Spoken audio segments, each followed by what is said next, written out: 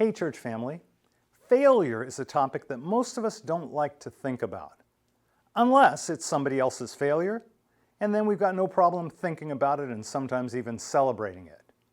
But when it comes to our own failures, we would just as soon forget about them.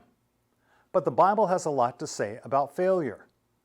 One of my favorites comes from Proverbs 24:16, which says, "The godly may trip 7 times, but they will get up again. But one disaster is enough to overthrow the wicked."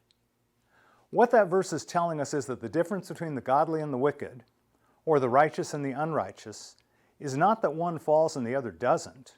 No, both will trip and fall. The difference is in what they do after that.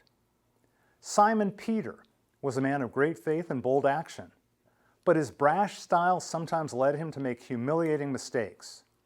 More than once he probably felt like a failure rather than a faithful disciple. I think most of us can relate when it comes to falling short of our own expectations. Learning to obey God is a process, and failure is part of that process. We'd all prefer to grow in our faith without any missteps at all, but the fact is that sometimes we learn more from our failures than we do from our successes. Failures can teach us humility, which is an essential character trait for those who follow Jesus.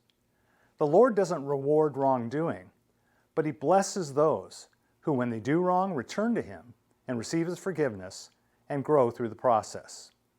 Proverbs 28:13 tells us, "He who confesses his transgressions will not prosper, but he who confesses and forsakes them will find compassion."